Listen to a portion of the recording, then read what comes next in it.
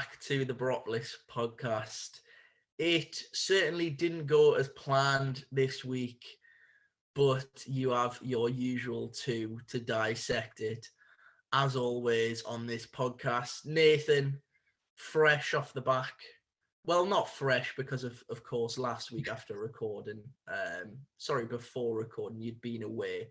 I bet you wish you'd just stayed abroad and not managed to catch this weekend's game.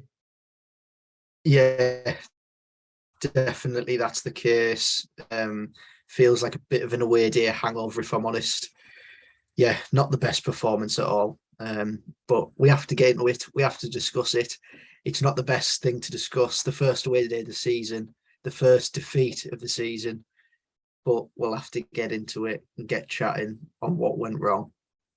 Yeah, well, there is plenty to discuss on what went wrong. Just before we do get into the game, though, obviously there's one point to touch on in terms of what happened before the game on Saturday, obviously against QPR. There was a little bit of news on the transfer front.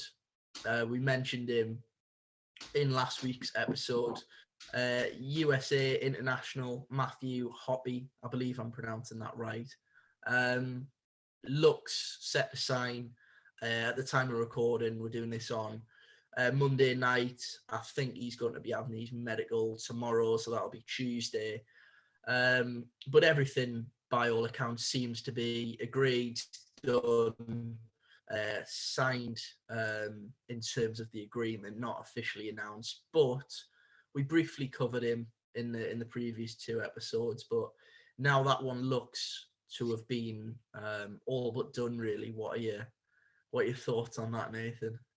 Yeah, a forward that we're desperately in need of. Everyone knows Middlesbrough's problems with centre forwards at this current time, and the chase for incomings on that front. And yeah, we're bringing one in who's had a tough spell over the last few years, being in an incredibly poor Schalke side that was relegated from the Bundesliga, got a move over to Spain with Mallorca, and it just hasn't quite gone to plan for him over there. So yeah, it appears that this one's a club signing. The club have chased him for over a year now, and there was a point last year where he was signed for Mallorca and the club may have wanted to intervene in that and have him last year. So they've chased him for a long time. It looks like they're finally about to get their man. He's not the most proven goal scorer as of yet, but only 21.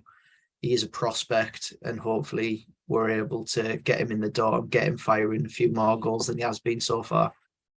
Yeah, like you say, it's since the sort of news that he will be signing has sort of been announced, it's sort of come out that, as you say, we've tracked him for an awfully long time. And, I think probably, as most people will be aware of by now, these are the types of signings that the club now want to make. Of course, with the guidance of Kieran Scott. If you look at it from a non-Middlesbrough fan perspective, you think, well, that's a sort of, a Norwich City type of signing. But of course, that's where they've found a lot of their success, albeit they've yo-yoed a few years, but they've been back to the Premier League twice in the last couple of years.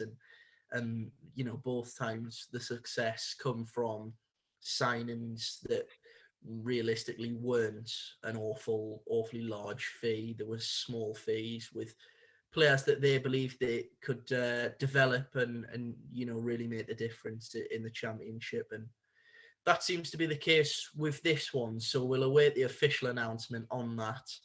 We thought we'd start with a little bit of good news before we talk about the dreaded performance from Saturday. So now we've covered Matthew Hoppe, Nathan, I think it's about time we get into the real stuff. Of course, Saturday at Loftus Road, previewed the game in the previous podcast, as we usually do.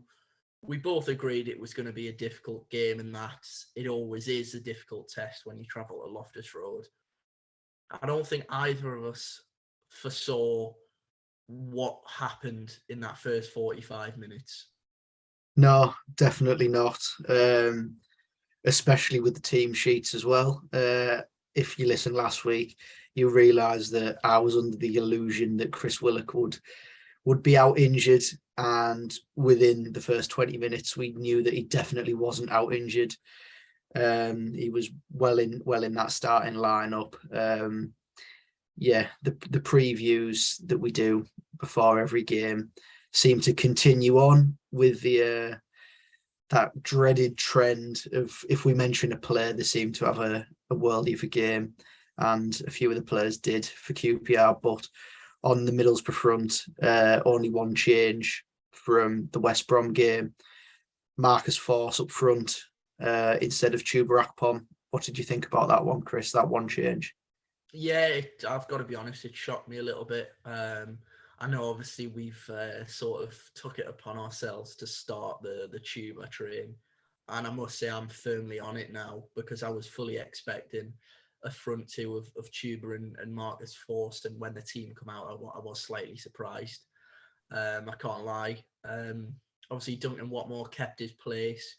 I don't think it was really his best performance against West Brom. You know, that was obviously that glaring chance in the first half, which he didn't manage to take.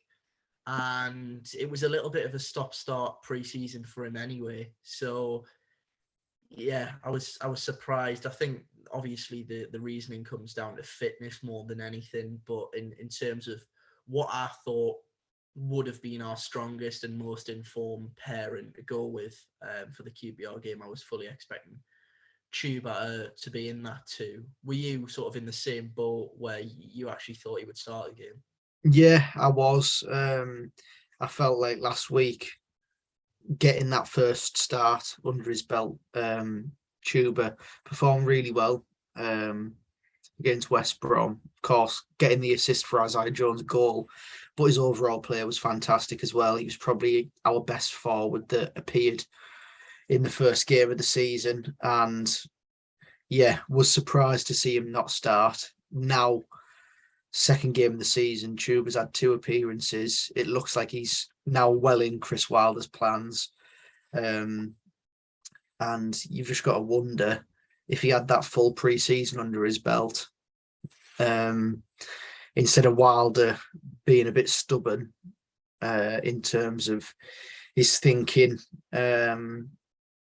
You wonder where Tuba would be now, a fully fit, a fully match fit Tuba Akpom. He probably would have started on Saturday afternoon. Yeah, I think you're right. I think it does go back to that where, you know, these situations can happen where through, and I think Chris Wilder would probably admit it, through a little bit of stubbornness, as you say, from himself, sort of was probably ready to, you know, cast aside. Well, in fact, he wasn't ready. He had cast aside Tuba Akpom. He wasn't in the plans. And through really our inability to get forward through the door, he sort of had no choice but to bring him back into the fold. And, you know, as we've seen today, he now is going to be staying around. And actually, apart from Marcus Forss, I think probably looks like the most, you know, cemented striker in that four that we have at the moment. Obviously, the news come out after the game on Saturday that Josh Coburn's going to be out for 6 to 8 weeks. Of course, we didn't know that prior to the game, but I think had he have not picked up that injury, all the sort of noises coming from the club was that he was probably going to be heading out on loan anyway. So yeah, a long-winded way of going round it, but I was surprised not to see Tuba in the team, and also a slight surprise not to see Paddy McNair and Dale Fry back in the team as well. Of course, both made the bench. Of course, Dale Fry was on the bench for the first game of the season, but you thought he might come back into the team, and Paddy McNair, especially you thought he would, you know, slot straight back in, but that wasn't the case either. So were those two again, like Tuba, a little bit of a surprise to you? Yeah, possibly. I think McNair's a strange one. Of course, we know about his versatility, can play in that left-sided centre-half role, as we saw last season, but all the talk from Chris Wilder has been that he doesn't see him playing in that position. He sees him playing in that right centre-back position that was taken by Anthony Dijksteel last season and is still occupied by him now. There's been talk from fans about possibly moving McNair into midfield, and we've seen him play there before. He's played there for Sunderland a few years ago now, and he's played there for Middlesbrough as well. Yeah, he can play pretty much anywhere, and to see him not feature straight away, perhaps it was because of that knock that Chris Wilder said that he did have the week prior, as well as his suspension. And then on Dale Fry as well. Again, another centre half that can slot into that right centre half role or in the centre. And I think it's just clear at the minute that Wilder's man is Darragh Lenihan in that position. Of course, Wilder brought him in this transfer window and has been chasing him for many a year. So yeah, I think he just fancies Lenihan there at the minute and opted with Bowler once again in that left-sided centre-half role because of his balance and being a left footer to play in that position. Yeah, I think that's probably the main reason, that left footer on the left-hand side again. It's and we covered it in the last podcast, but from bids in for Jacob Greaves, it's clearly, apart from strikers, probably one of the main priorities to bring in a first choice left-hand sided centre back. So we await some more movement in that position. Now, I think it's about time we got into the action. So let's start with the goals. Nathan, 1-0 QPR. A loose pass from Isaiah Jones on the right wing. It's then picked up by QPR, and Joe Willock finds himself in his own half with the ball at his feet. The man that wasn't even meant to be playing, but he was playing. And he then proceeds to take it from his own half into the Middlesbrough half. Jones tries to recover and slide in, but doesn't manage to bring him down. There's a bit of a half-hearted sort of challenge from Anthony Dijksteel, which, again, he fails to bring Willock down. He then gets to a shooting position that, quite frankly, you can't let Chris Willock get into that position. And just as the curse continues, he fires straight into the top corner. And that's 1-0 QPR. From a Middlesbrough perspective, from a Zach Steffen perspective, it's a great strike. But from a purely defensive perspective, how he's managed to run from his own half and get a shot off on the edge of our box is dreadful, to be honest. Yeah, it's incredibly poor, really, from us. Initially from Jones on that right-hand side. The pass is meant to be for Johnny Howson, and he's obviously vacated the middle of the park to go and get involved in the play down that right-hand side, and has tried to get back and win that loose ball, and had the ball knocked around him in a triangle with the QPR players, and it's landed at Willock's feet, and he's just had pretty much the length of Loftus Road to just run with the ball at his feet, with, let's be honest, not really a challenge thrown in from both Jones, who tried to dive in and slide in and take the ball, and then Anthony Dijksteel getting across and just not really making himself known in that battle with Chris Willock there. But as for the strike, there's nothing you can do about it, really, is there? He's a top player, Chris Willock, and he always does it against Middlesbrough. 3-3 now for him against us. Yeah, absolute worldie of a strike, and not the best start to to an away fixture, and a difficult one at that, where the atmosphere at the ground was quite lively. First game of the season at home for them, so the crowd were always with them in those opening 15 minutes anyway, and then having the top corner taken out from 25 yards, as if that wasn't going to help the crowd and the noise. And yeah, Boro just seemed to capitulate from then on, really. Yeah, as you say, I think that's probably the best way to describe it. We did capitulate quite quickly after it goes 1-0. Corners then swung in, and there's, Chris Wilder post-match makes the case that Zach Steffen is pushed. Of course, we'll both give our opinions on it. Chris Wilder was not happy about it at all. Steffen, misses the ball for whatever reason, and Jimmy Dunn's there to bundle it in. Again, it's just a really poor goal to concede. Of course, as I mentioned, Chris Wilder's adamant that it's a push. For me, of course, I'll ask your opinion. I think there's no foul there. It's just poor goalkeeping, to be honest. And, quite ironically, last podcast we joked about, QPR being in an easier game when you don't have Joe Lumley passing it straight to a QPR player to kindly put in the back of the net. And without putting Zach Steffen in that bracket, he made it quite easy for QPR to get their second goal. It's disappointing, really. It's, from Zach Steffen's point of view, he may argue that he was pushed.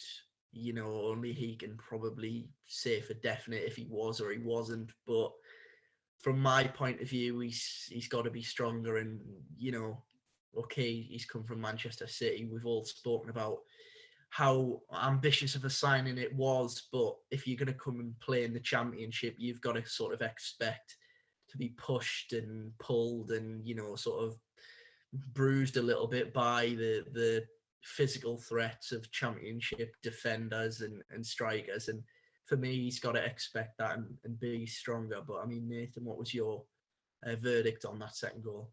Yeah, from the angles that I've seen, it doesn't look like there was a foul either. It simply looks like it's a QPR set piece, as there were all afternoon, and Zach Steffen is the type of goalkeeper that's going to try and come and punch the ball or try and claim it in the air.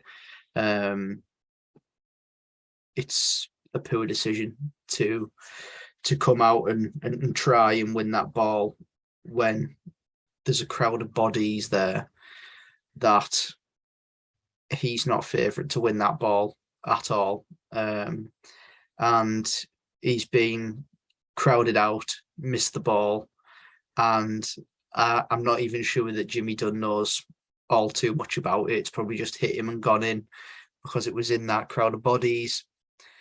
But a goal that was just so poor to concede, really. 25 minutes in to your Saturday afternoon, and Boro completely falling apart. With just poor mistakes, really. That's all that is. We started the game incredibly slow and almost just expected to turn up and just get a result, really. And that's just not the case at all. In the Championship, you need to be on it from minute one, because anything can happen in Championship games. We've all seen that, and as fans, I don't think any of us are naive enough to expect anything less, really, than the unexpected in Championship games. And to go 2 and then 3-0 down within the space of half an hour in your first away day of the season, yeah, it's not great. It's not at all. And as you say, it did go to 3-0, didn't it? And, the curse of the Boropolis podcast doubled on itself because, of course, for those that have listened and those that may have listened last week as well, and even last season because I mentioned it, I made the joke of, my brother used to live with Lyndon Dykes, and I said, well, if he scores, I'll just get my brother, send him a text and sort of say, what are you doing, really? I doubt he would have listened to the podcast, but he clearly took it personally because he finds himself unmarked. He is meant to be being marked by Anthony Dijksteel.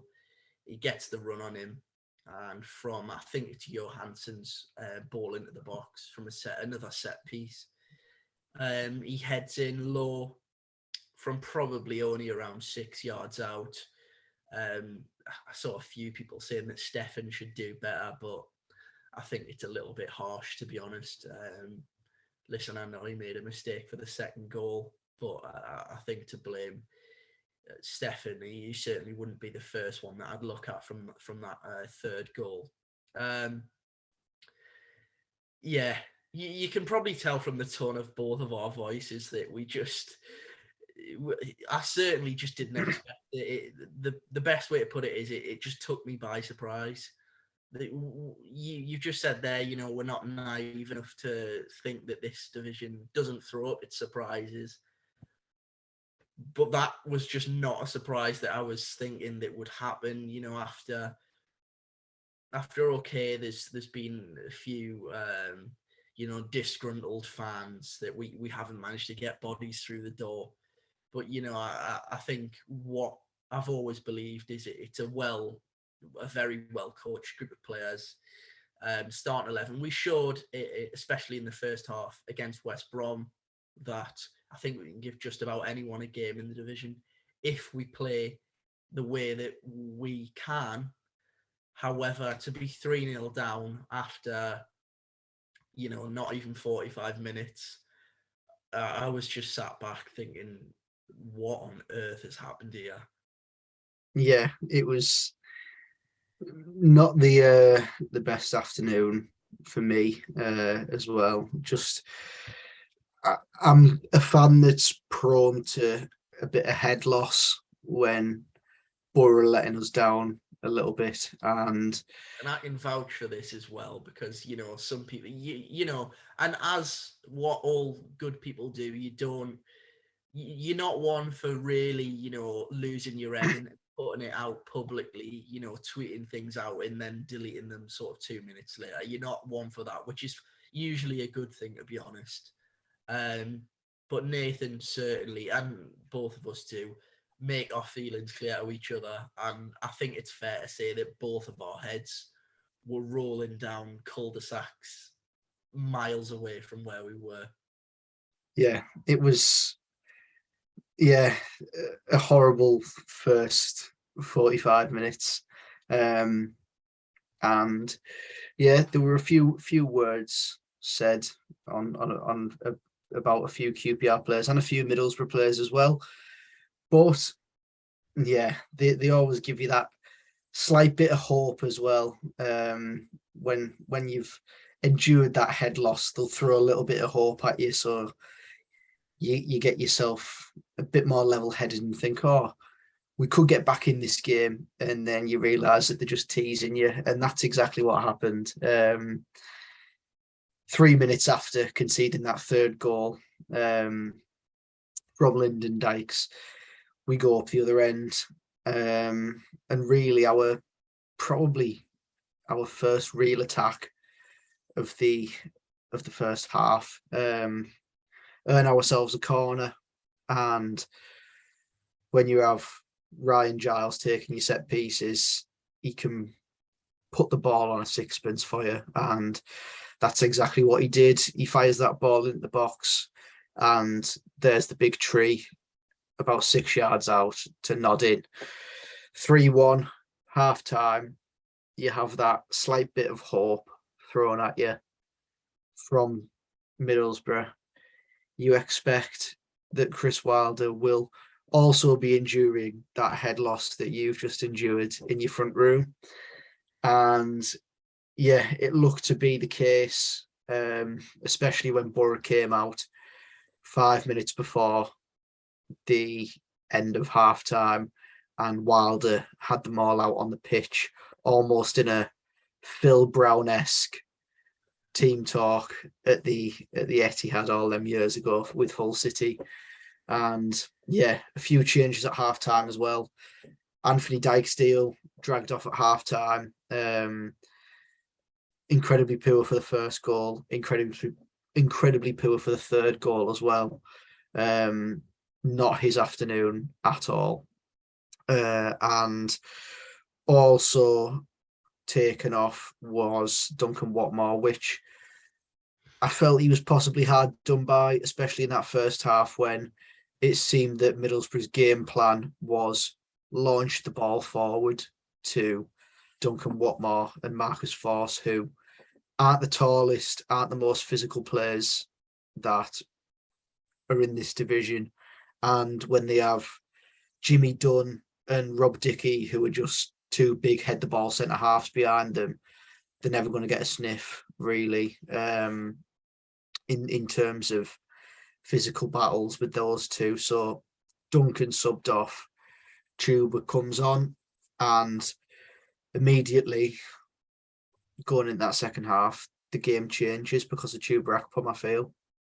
Yeah, I agree with you. And just in terms of our pattern of play in that first half, I know you touched on it there, but it was just bizarre, wasn't it? And, you know, we'll talk about the second half now, but it really was just, you know, a complete Jekyll and Hyde. I think I seen it might have been Craig from the Gazette do a piece and used the phrase Jekyll and Hyde, and that was exactly what our West Brom performance, you know, probably the first half of it rather than the second, to what we saw in the first half against QPR was just complete polar opposites. We weren't trying to get the ball down and play. As you say, we were going long, and, you know, for a team like QPR who have the likes of Chris Willock, the likes of Ilias Chair in the forward positions, and then you add to that Stefan Johansson, who, yes, okay, he's not the most mobile of midfielders, but one thing he can do is keep hold of the ball and maintain possession. So to just give up possession that easily, repeatedly as well, was just playing into QPR's hands. And, you know, I think we both joked actually at halftime that the only positive you could really take was it couldn't actually have got much worse or any worse in that second half. And actually, as you say, the introduction of Chuba Akpom and the introduction of Paddy McNair as well meant that we started off the second half in a much better way, immediately having that more of a presence up top. Meant, you know, when we did go a little bit longer and try and stretch QPR, Chuba Akpom was able to hold the ball up and link play and really bring in the likes of Ryan Giles, who all afternoon, in fairness, was probably one of the shining lights in the Middlesbrough side. And that's where the second goal from our perspective, you know, comes from. Chuba, I think he manages to turn probably around 30, 35 yards from goal, and spins his man, finds Matt Crooks, who pulls off towards the right-hand side of the box. And just a word on Marcus Force's movement, times his run to perfection, manages just to, you know, shimmy his way sort of away from, I can't remember if it was Dickey or if it was Jimmy Dunn, but, you know, finds himself that bit of space. What we've heard, you know, he's so good at in the box. Credit to Crooks. It's a great ball across the face of the QPR goal, and there's Force to put the ball in the back of the net. And to be honest, at that point, you think, well, we can really make a game out of this now. There's no reason, as you say, it's completely false hope from our perspective. But it's actually it's a really good move, and it's a nice goal. Just disappointing that it sort of meant for nothing really in the end. Yeah, following the goal, it did feel like Middlesbrough were trying to get that foothold in the game.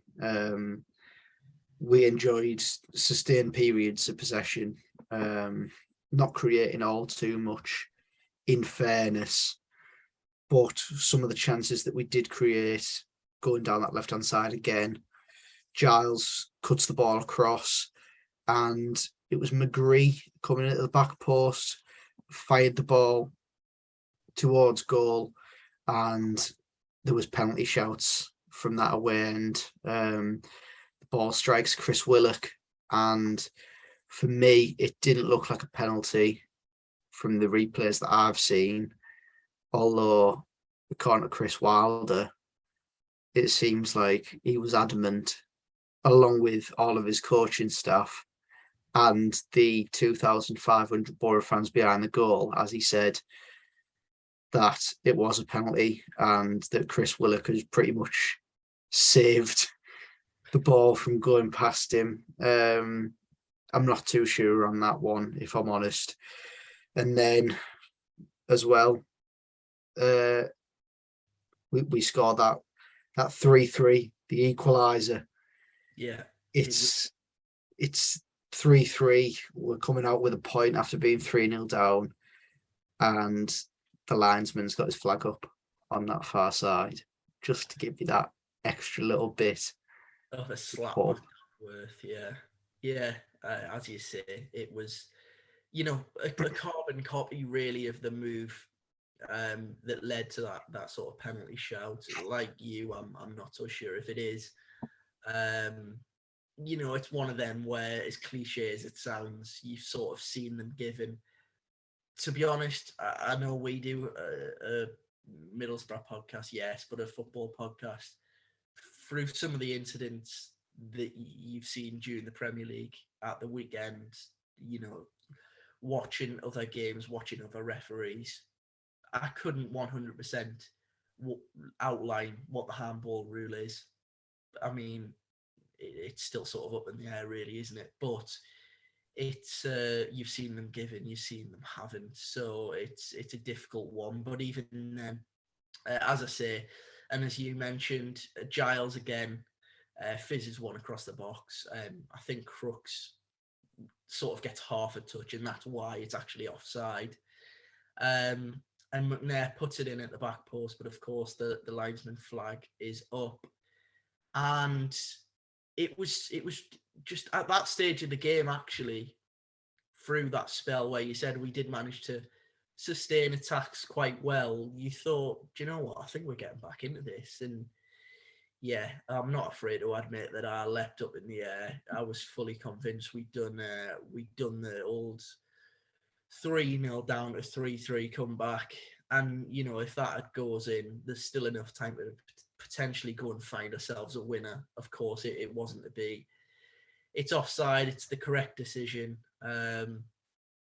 And then from that point, we see, obviously, the substitute with Marcus Force coming off. I was about to say Martin Craney there.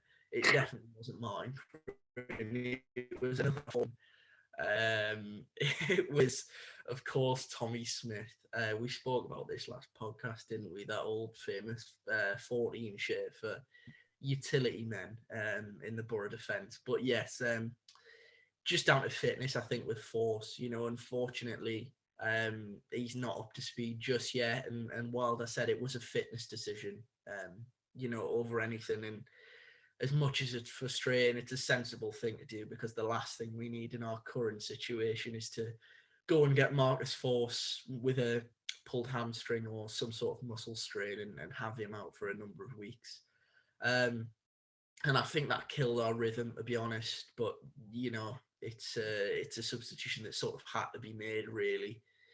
But yeah, from that point onwards, it sort of, our pressure and our attacks died down, really. We didn't really have all too many clear-cut chances. I remember one Akpom header that Dieng saves well. But apart from that, I don't think there was much more. From our point of view in that second half, there was a real scary moment where, again, Zach Steffen looked unconvincing to say the least. I think Lenihan passes him the ball back and he sort of tries to play a 1-2. I think Cher manages to sort of nick it, and to be fair, Steffen does make the save, but a real heart and mouth moment. And then to cap off a wonderful afternoon, as we're throwing everything, the kitchen sink's well and truly about to be thrown. QPR managed to block our attack. I think it's Cher again who nicks the ball, tries to loft it over the head of Lenihan just into our half, which would have been an obvious goal scoring opportunity, and Lenihan just takes him out as brutally as it looks on the replays. It's he's got a long way to go, but I think if he gets past Lenihan, it's a one-on-one with Steffen, isn't it? It's the right decision for me. And I think those type of incidents are just instinct. Lenihan just lunges at him and brings him down, and okay, he gets the red card, but realistically, I think the game was already done by that point, to be honest. Yeah, it was. As you say, probably just instinct that we're going for the game, and yeah, it's a loose ball, and yeah, Lenihan just brings Bond down, and yeah, we've learned today that it's not a 3-match ban, which was my initial worry because it was a straight red. It's only a 1-game ban, and it's a 1-game ban that is all competitions, which is brilliant news, really, that he misses Barnsley on Wednesday evening in the Carabao Cup because he probably wasn't going to be playing anyway. As we've seen, he's a big part of Chris Wilder's plans, and with Sheffield United to come to the Riverside on Sunday afternoon, he was probably going to be saved for that game. So yeah, not a complete disaster in that case with Darragh Lenihan being sent off, but in a case of the afternoon, the first half does file under absolute disaster, really. 3 goals conceded, 3 poor goals to concede, really. Even Willock, who has ripped the net off from 25 yards, if he wasn't able to travel the other 30 to get 25 yards out from goal, he's not going to rip the net out, is he? So yeah, 3 poor goals to concede, 3 goals conceded away from home for the 4th time this calendar year, which I can't really remember the last time that's happened. It doesn't seem that it's been all too frequent in previous years, but it's becoming quite frequent now. Hopefully there's some sort of plan to stop that, because it's definitely one of the most frustrating things ever, knowing that this side are capable of keeping the ball well, capable of creating chances, and to be fair, capable of scoring goals, even with the lack of centre forwards that we've got. And going into games and not starting early and not starting in that opening 45. And before we knew it, we were 3-0 down and completely chasing the game, and would be lucky to get out the game with anything. And because of that first half performance, we got what we deserved, which was absolutely nothing. Yeah, I think that's the best way to put it, really.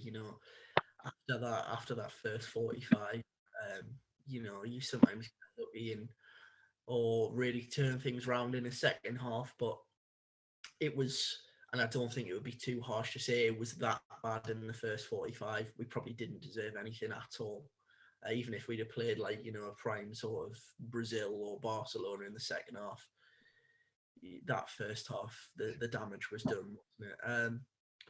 Just in terms of a topic really which I felt was a massive reasoning behind such a poor performance on Saturday. The midfield, there's a real, or certainly on Saturday, there was, for me, a clear evidence of, and I hate to say it, the massive gaping hole that Marcus Tavernier has left in Middlesbrough's midfield. Okay, yes, he plays, or played rather, on that left-hand side of the three. But there was so much more than that in terms of his energy up and down. And, even finding himself in positions that, you'd expect Johnny Howson to be in, or even, Matt Crooks to be in at times. And, okay, we've got to move on from that. But midfield for me at the start of the season, it would have been Piero, Tav, Crooks, Howson and McGree. And it's now McGree, Howson, Crooks and Caelan Boyd-Muntz.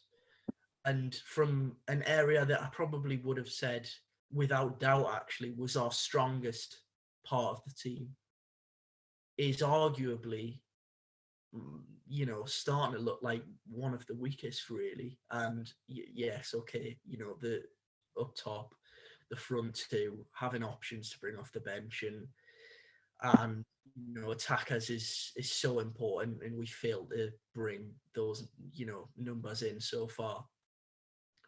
But in midfield, you look at potentially having one injury now, and immediately it really, really just doesn't look good at all. And Crooks is in there for a certain role. He gets into the box. I think I've compared him to Fellaini to you. Okay, his hair might not be as impressive, even though it is great.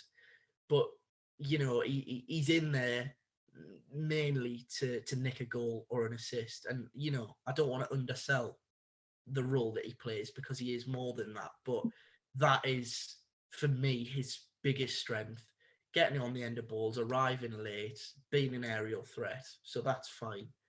Riley McGree is more of a ball carrier than perhaps Marcus Tavernier, but just doesn't offer the same energy and the same defensive ability. And Johnny Howson, of course, a fantastic player, a fantastic servant, will not stop running. I don't think it was a dreadful performance from him on Saturday. But I just look at that midfield now and I just think we need reinforcements, potentially as much as what we do in an attacking area. Yeah, I'd agree with you. It's a frustration that now Tavernier is gone, that midfield looks completely devoid of any energy at all. It's almost made the loss of Tavernier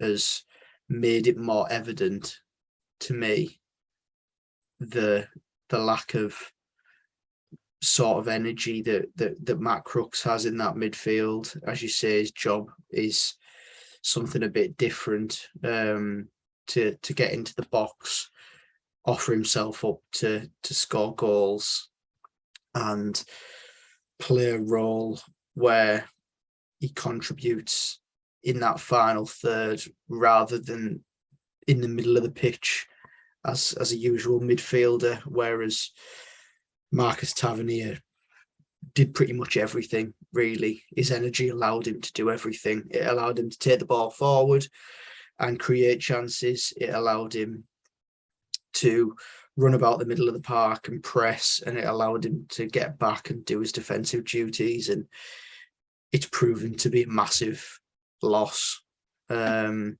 really. Riley McGree offers nowhere near as much as Marcus Tavernier did in this Middlesbrough team. Everything just seems to be a little too slow for me. The tempo just seems to not be there with his play. Doesn't look to knock the ball quick, doesn't look to knock the ball forward really that often. It seems to be sideways or backwards, and it is a real frustration. Last week we heard Wilder say that McGree didn't have his best game in the 8 because he was thought to be playing in that 10 because Tavernier, his future was up in the air last week. He played in that 8 last week, didn't have his best game, as Wilder did say, but that's his position. That's the position he's most comfortable in. That's the position that you signed him to play. He should be offering a little bit more for me. In terms of that midfield 3, now they look just almost... I think it lacks a little bit of bite. A bit of bite, but just seems to have no energy in the legs of 2 of those players. Crooks and McGree don't seem to be able to get about the pitch as much as Johnny Howson does, which, I mean, Johnny Howson does fly all over the place. He's like a wasp in a jam jar, just like flying all over the place. But it would just be nice, especially to have those reinforcements in midfield now, as you say, with the loss of Piero and Tavernier, an injury to one of the 3 that we have in this current moment. It would be catastrophic, really, for us going forward, especially with the Sunday, Wednesday, Saturday starting next week. The midweek fixtures are back. So, yeah, the games always come thick and fast in the Championship. We're lucky that so far it's just been Saturdays, but yeah, we can't afford any injuries in those midfield positions, and hopefully in time we start seeing improvements in the midfield performances once Ryan McGree gets used to playing in that midfield 3 with Howson and Crooks. In all fairness, I have battered him a little bit there, but he hasn't played in that role and cemented himself in that role since he's been at the club because of how good Marcus Tavernier was last year. So hopefully, yeah, the midfield performances improve with games played, because at the minute they're a bit off. Yeah. Do you think, just on that point, Wilder mentioned that his plan was, and I think actually due to the lack of options before the West Brom game, that McGree was meant to be playing higher up the pitch. In an ideal world, and we've seen it previously,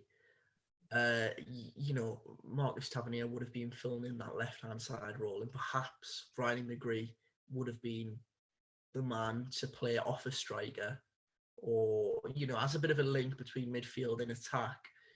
You sort of touched on it a little bit there, but do you actually think that, I don't think it really so much exists in football anymore, because you've got to offer that. But in terms of a little bit more of a old-fashioned sort of free role, where I don't think anyone's doubting Riley McGree's ability on the ball. We've seen in tight situations and things like that what he can offer. Do you think actually playing him higher up the pitch could potentially be an option? Do you think that might actually be his best position, rather than, a number 8 on the left-hand side, of course, which in Chris Wilder's system it really is that number 8 role of, going back a few years where you've got to attack just as much as you get back and help out the defense. There's no room to have, well, this side of my game's a little bit better.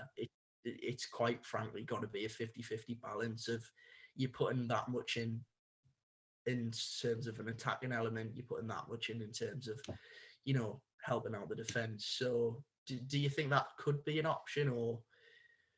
I'm not quite sure whether it would be an option anyway. I think Wilder was just going to be forced into doing that last week because of Tavernier and the lack of options up front last week at the time. But playing in that number 8 role on the left side of midfield, I just think that you need to have energy and be able to do a bit of everything. And I don't think Riley McGree can do a bit of everything. It's clear he's better going forward, which as a midfielder that has been more known as a creative / attacking midfielder in his time in England so far at Birmingham, playing in a number 10, really. I think you need that energy, and Riley McGree just doesn't have that same level of energy, especially that Marcus Tavernier did. Yeah. I think what's clear for me is, I don't want it to seem like it probably does seem like, in fairness, but I don't want it to be we're just completely slamming and writing off Riley McGree, because I'm certainly not at that stage yet at all. I just think, and Chris got in touch. No, it wasn't me replying to Boropolis' own tweet. Another Chris got in touch when we asked for some listener questions, and agreed and said that Riley McGree's yet to step up. And I think, okay, yes, he hasn't stepped up, but unfortunately for McGree, Marcus Tavernier offered so much to the system and the team that it probably highlights it even more than perhaps if it had have been a little bit of a less of a player. And that's probably somewhat credit to Marcus Tavernier.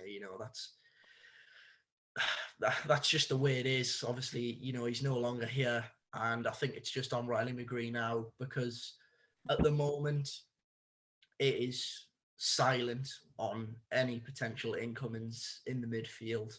That's his role at the moment, and I think, as brutal as it might sound, he needs to step up, to be honest. Just in terms, moving on to listener questions, Nathan, Chris obviously mentioned McGree, but he also mentioned, in his words, abysmal transfer dealings. It's a really difficult one at the moment, because we still have, I think it's just about a month left of the transfer window, and we're not where we need to be at all. I don't think that's harsh, and I think Chris Wilder would say the same, and most fans would agree.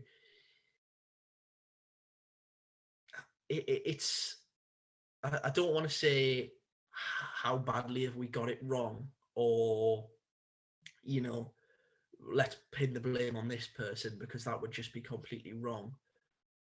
But in terms of expectations, we recorded the podcast before the season had even started, and since that point, okay, Matthew Hoppe's probably going to sign, Marcus Force has been added, but that was already sort of nearly done. It's not really filling me and a few others full of confidence at the moment, sort of the noises at the moment with regards to defense, midfield and attack in terms of incomings.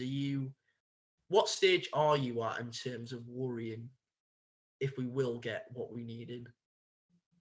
I think so far the club have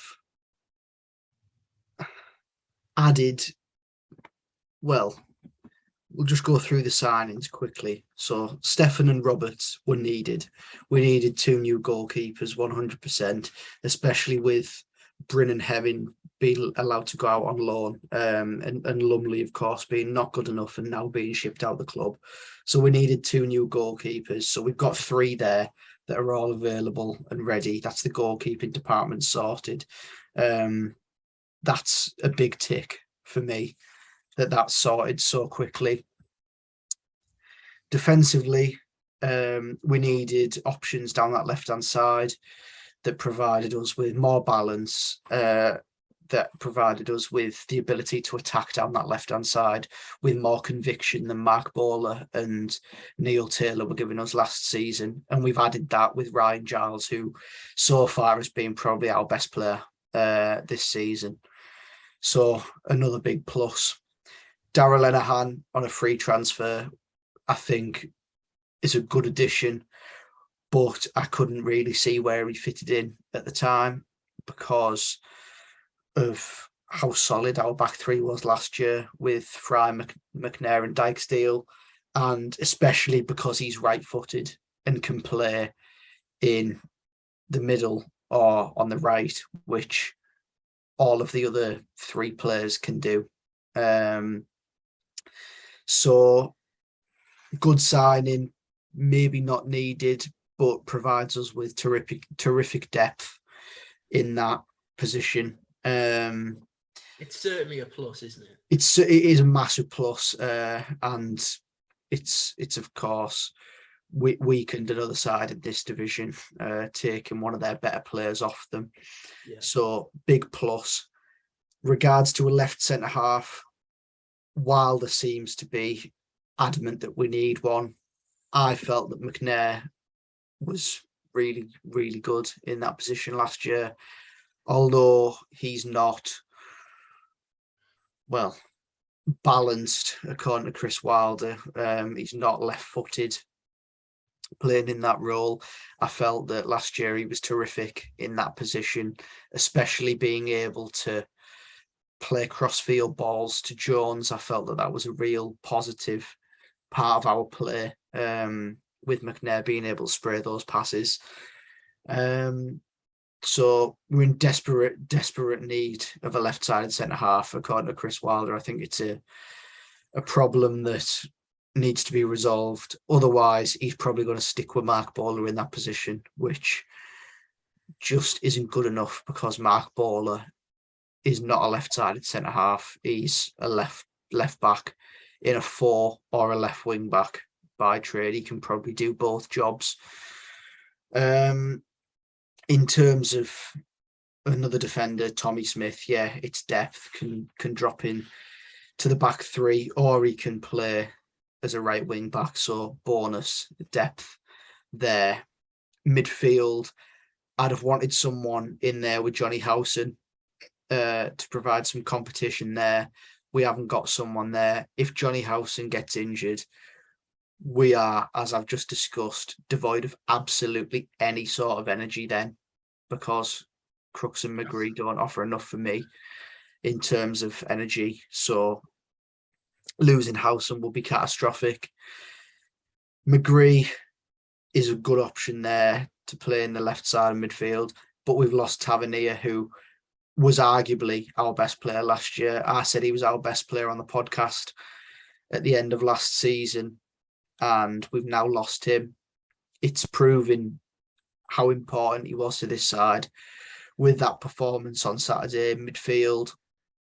But just on the face of things, we need depth in that role, a more senior member to fit into that role. Caelan Boyd-Muntz is only developing, and I feel that it's a risk to just go with Caelan Boyd-Muntz and Riley McGree in that position.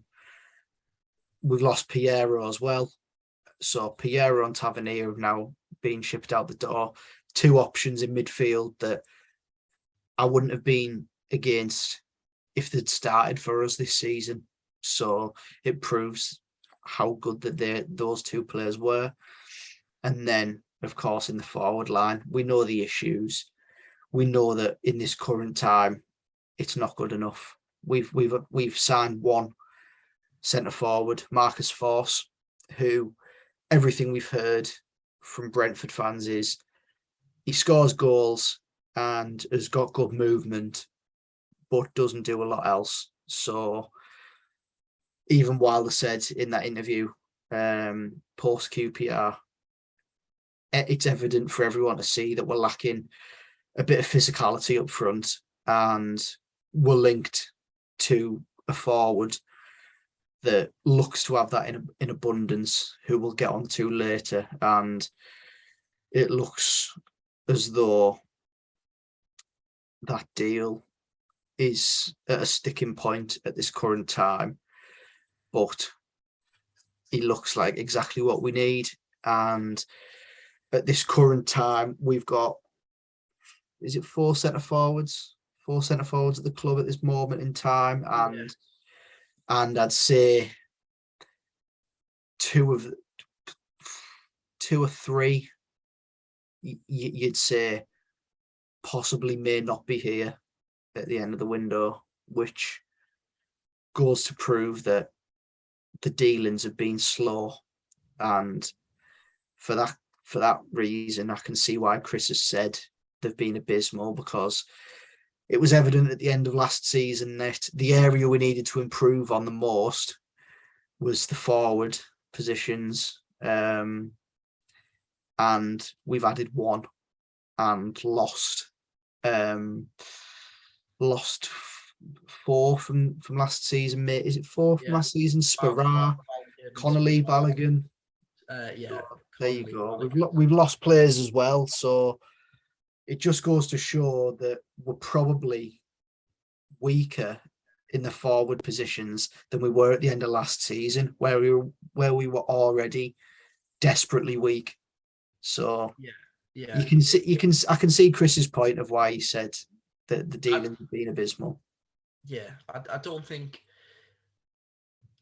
I'm at that stage yet, but like you say, I can see that. I can see the frustration. You know, it's I myself get frustrated by it. You know, constantly me and you are on the phone with each other saying, "Has there been any updates? Has there been any updates?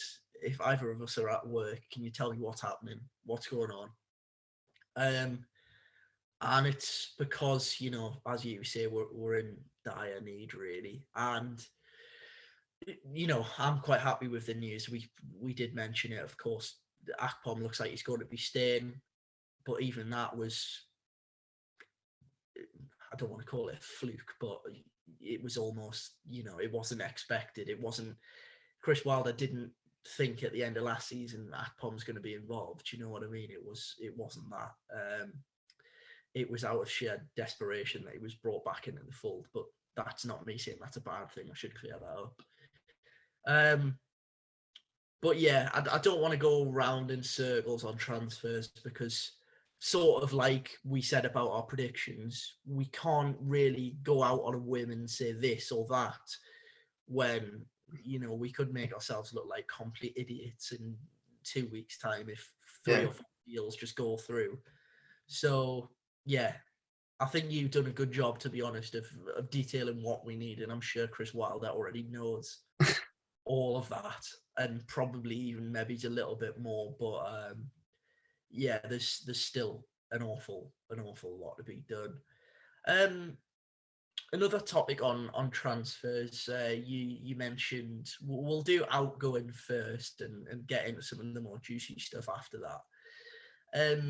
We're in dire straits of needing bodies up front, of course. The same situation which Chuba Akpom had, was told that he would not be needed, surplus to requirements, told he could train elsewhere. That is the situation, although he hasn't been brought back into the fold for Uche Piezu. Over the past couple of days, it was first actually highlighted by Matty from the Echo, that there's been no offers for Uche. But since then, there's been some interest from Turkey in an offer which is one of the most bizarre things I've probably ever heard. No transfer fee and a 20% sell-on, which in the nicest way possible, Uche, I can't imagine 20% of his next move being anything, that's going to be groundbreaking for us. There's been a little bit of debate about whether, it's getting to the level of desperation where we say, can you come back? Wilder set out his stall and said pretty much there's no route back for him. I just wanted to get your opinion on it because I know you have a little bit of a soft spot for him. I think I already know that I'm at the complete opposite end of the spectrum. But would you be tempted right now? No, I wouldn't. As much as I love him, I wouldn't. You've really completely shocked me there because I thought you were going to say something completely different. No, I really wouldn't be considering bringing him back. Mainly just because of how much it's been an adamant no in the past from Chris Wilder. From January, it was adamant that Uche was not going to be part of his plans because he's a centre forward that doesn't fit into the play style that Chris Wilder wants to pursue at Middlesbrough, which is completely fine. And I'm sure Uche recognises that the way he plays just simply doesn't fit this Middlesbrough side. This doesn't fit this manager.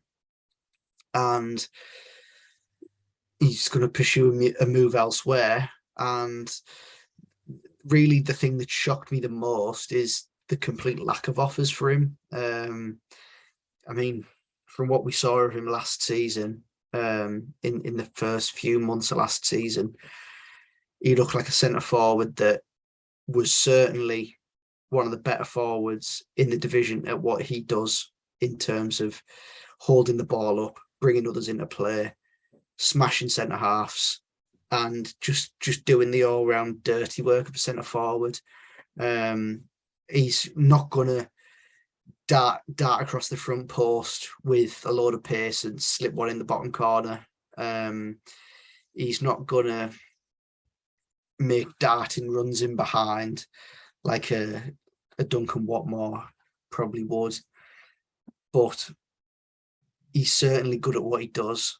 And that is being a bulldozer. And I'm surprised that a team lower down in the Championship, or certainly in League One, haven't looked at taking him. A team like, I suppose, Wickham in League One, where he was in the past, who utilise set pieces and play the percentages, he'd certainly fit into a side like them, or even a side like Rotherham, who at this current stage are seriously struggling for forwards that are prolific at this level. Okay, Uche is not, but he'll provide you with something that if you get a forward that does finish chances, Uche will be a big part of that, who creates them for him. So yeah, surprised with the lack of offers. Would I take him back in this Middlesbrough side? As much as I love him, I wouldn't, I don't think. Yeah, well, I mean, you caught me off guard to start with your answer, to be honest, Nathan. But when the words, I think he's one of the best in the league, before you finish your sentence to say at what he does, I was very nearly on the edge of falling off my chair, to be honest. Not in a disrespectful way, but that could have been one of the boldest, I think is the best way to put it, lines that you've ever come out with. Fortunately, it wasn't the case. But yeah, I actually echo what you say. I thought I would be on the different side of it, as I said. But no, I think that door's now firmly closed. And I wish him the best. I think, there's not really one Middlesbrough fan that could honestly say that they don't want him to go and find a new club and start scoring goals, as long as they're not against us if he gets a Championship move. But it's just not the system to play Uche Piezu in. some of the sprints that we saw from him. When Wilder first come in, I think, I want to say it was against Forest or Reading, perhaps. Do you know what? I can't even remember the specific game, but I think, in fact, it was Forest. I'm sure it was Forest. I may be wrong. So you can tell me if I am. But a ball went down the channel and he tried to sprint after it. And honestly, in a nice way possible, it looked like he was running in slow motion. So at that point I kind of knew that it was going to be the end of Uche in Chris Wilder's system. And I think, to be honest, Uche Ikpeazu would probably say himself, it's just not the right match. It's just not the right fit, which, sometimes that can happen in football, but I think we've covered that enough. And, there's one man who is on the lips of many, many, many, many Middlesbrough fans at the moment. He's getting people excited. He's got you excited. I know that for a fact. He's got me excited. Of course, he goes by the name of Jørgen Strand Larsen. Just to quickly sort of get ourselves up to date, with timeframes and things like that. The last podcast we recorded, it was revealed that we'd had a bid rejected for him. Had 2 bids rejected for him. Bologna interested, but we have bid the most at that stage. It didn't meet their demands, FC Groningen. Since then, there's been a little bit more context surrounding that. We have bid 8 million. They want 12 million euros. And Craig from the Gazette has revealed now that actually this potential deal is pretty much dead in the water, which makes it all the more disappointing when Strand Larsen then comes out after scoring in the first game of the Eredivisie season, and without saying the words, pretty much says, I really, really want to go to Middlesbrough. Yeah, it's something that I definitely wasn't expecting from that interview that you sent me.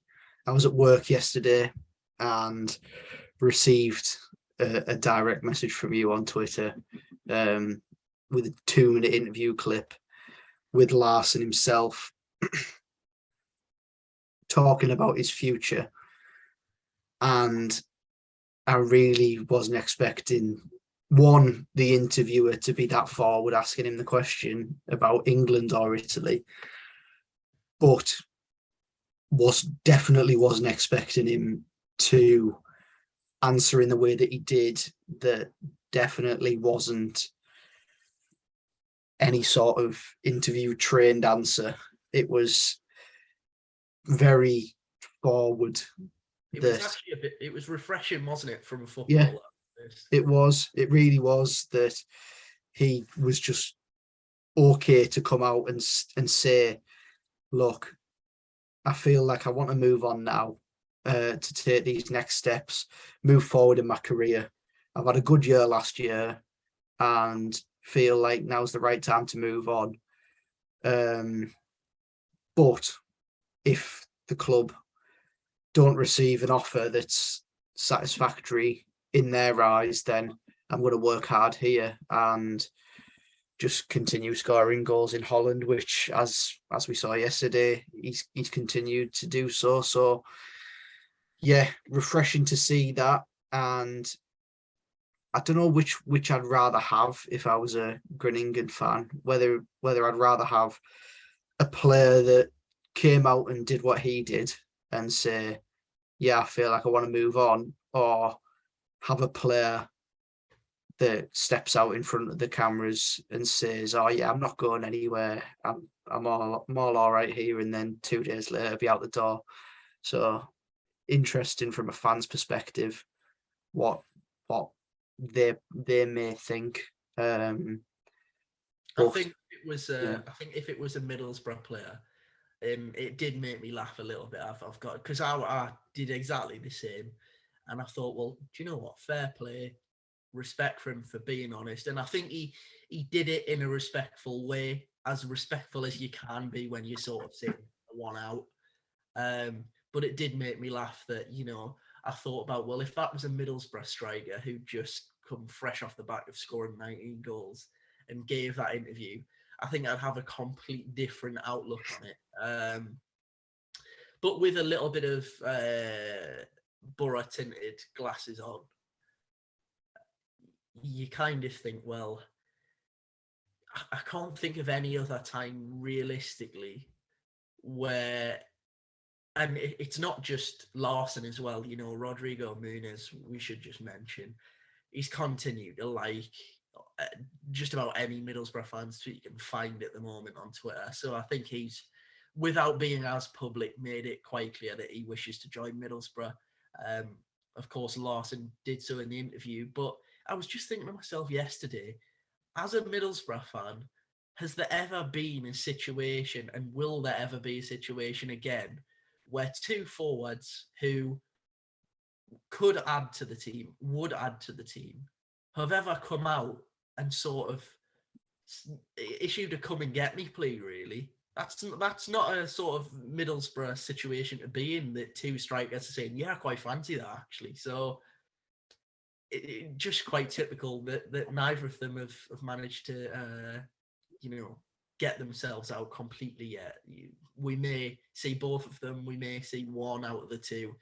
We may see both of them never play for Middlesbrough. But it's a nice situation to be in. Yeah, I was just about to say there, agree with you that, yeah, it's lovely to have these forwards issue these come and get me please to Middlesbrough. And it's evident that they want to come here. They've heard of the interest, and they'd like to come here because of that interest. And it's nice to see that from a fan, that we've got two players there that have top quality abilities, that would massively improve us. But it's also massively frustrating as a fan that these come and get me please are blatantly obvious, crying out for some sort of reaction from the club. And yeah, okay, there may be reaction from the club, who knows? Like, we don't know what goes on within Middlesbrough Football Club. Yeah, so it's nice to have the links there, but yeah, frustrating that there's been no sort of action at the minute in terms of seeing a tweet off the Boropolis account from a journalist that says Middlesbrough have agreed terms with XYZ. Yeah, we're still waiting on that, and hopefully we, as you say, we do get that in the next week or so, because we need it. We really do need it. Now back on from transfers, back onto football. We have, of course, 2 games coming up this week. The relentless nature of English football is back, and thank God it is, because we all miss it, don't we? But Barnsley on Wednesday in the Cup, I don't think we need to go in depth in terms of, what this game's about. But just before we sort of go on to Sheffield United, is there any specific player or any, one specific thing that you want to see from this game that you think we need? I think there's some obvious answers, but of course, there might be, you might have something in particular. Probably a similar sort of side to what we saw at Mansfield in the Cup last year, really. Of course, there'll be some changes to that, with a few of those players now shipped out the door. But Roberts will probably come in and make his competitive debut for the club, which will be good. Caelan Boyd-Munce will probably get a run out, which will be good as well. Probably Joe Gibson, whether he plays in midfield or at wing back, as he did at Mansfield. I was impressed by him at Mansfield. So it'll be interesting to see if he's given a call up to the first team for that. There's probably going to be Hayden Hackney in there, as he's been on the bench for the first team a few times. Now we may see Dale Fry come back into the side and get some minutes under his belt after he's been out injured. But with the lack of midfield depth, I don't think you can change all too much unless you go with a lot of the under 21s, under 23s sort of players up front. It would have probably been Coburn, but now because of the injury, it's a strange one. It'd be interesting to see what we go with. You never know if Matthew Hoppe's completed that medical tomorrow and it's all confirmed. We may see Hoppe make his debut on Wednesday evening. So yeah, it seems like a game that is just one of them games where it's almost like a pre-season friendly sort of feel. You don't want to be one of the sides in the early rounds that receives an upset, like with Barnsley being in League One and us being in the Championship. But yeah, you'd hopefully see a few of the new faces and a few of the younger lads look to make a name for themselves and just get that win and go through the next round. Yeah, I think just another name before we move on. Sonny Finch. I know he signed his first professional contract, so well done to him for that. And I think, he's I don't think he's been on the bench, but he's certainly been involved.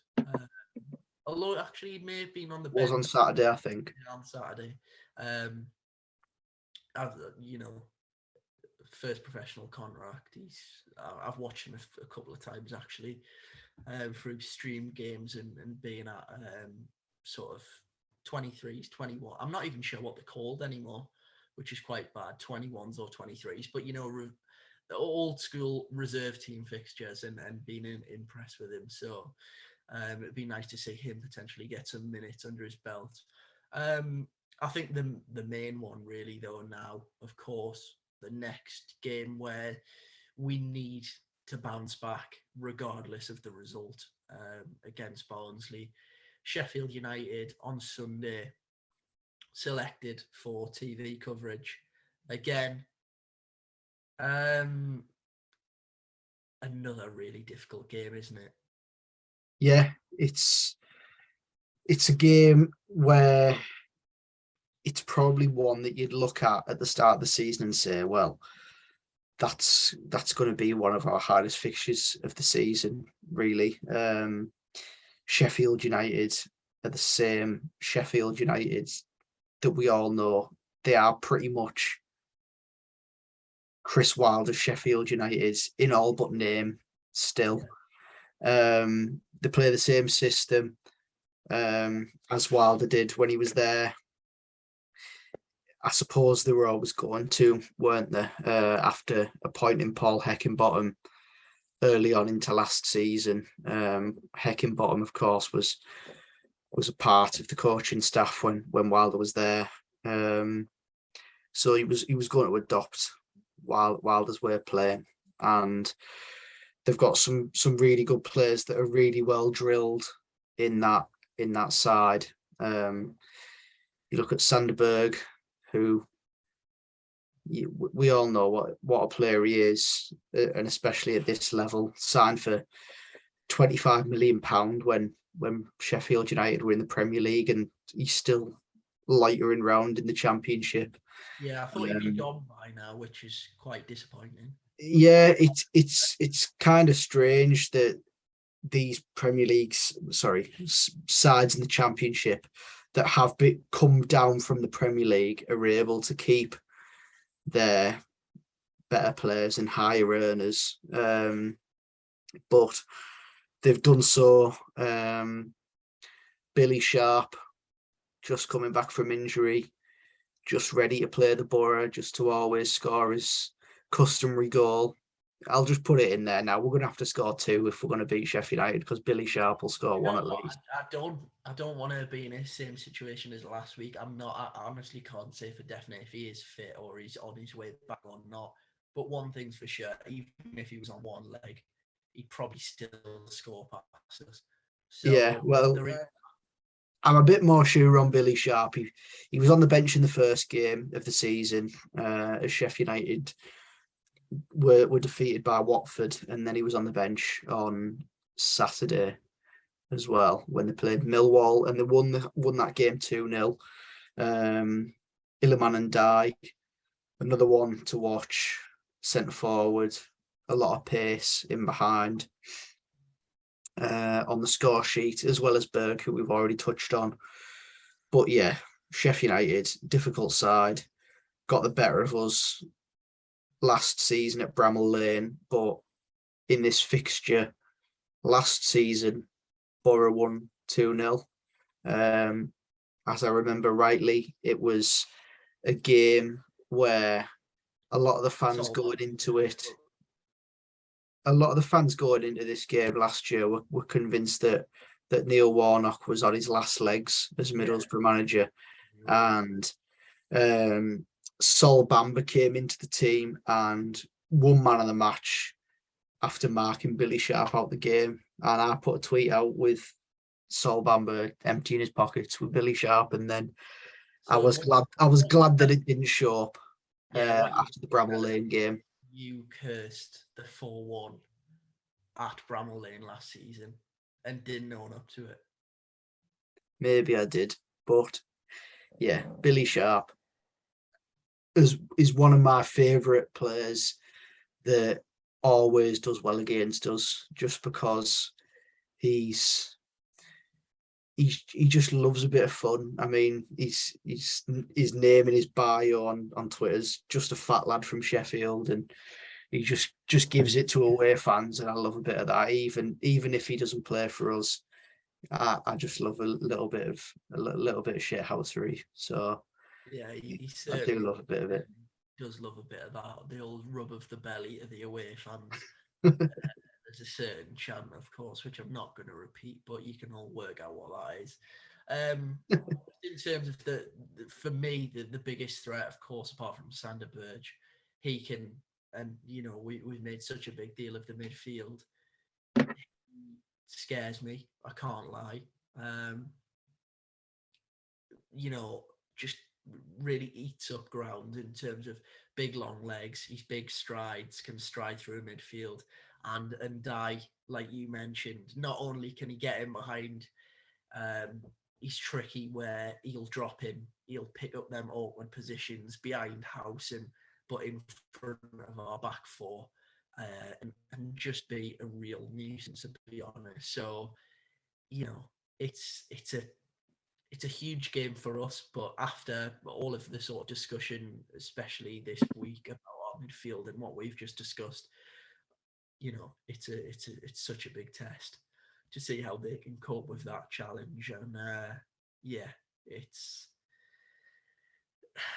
it's hopefully going to be a game where we've got a few more names and numbers on the bench, but let's hope we can do the business and Chris Wilder get one over on his old team. Nathan, I feel like we've been recording for ages tonight. Is there anything else that I've missed, or do you think we've waffled enough? No, I don't think we've missed anything.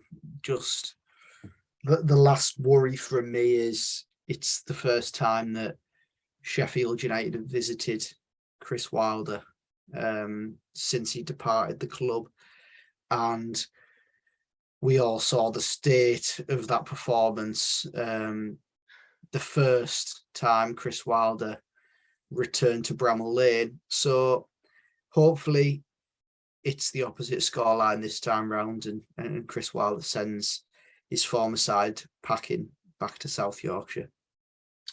Yes, fingers crossed. Well, from myself and Nathan, as always, please, if you have enjoyed listening or watching, give us a review on your audio platforms, subscribe on YouTube, drop a comment, which is always, I find interesting as to where people have listened to this. I know a few times people mention taking the dogs out for a walk and listening. So if you are doing that, then let us know if you're doing that. But from me, Nathan, I will show up now. Thank you ever so much for watching and listening. And we'll see you again, hopefully off the back of the Middlesbrough win, with another episode of the Boropolis Podcast.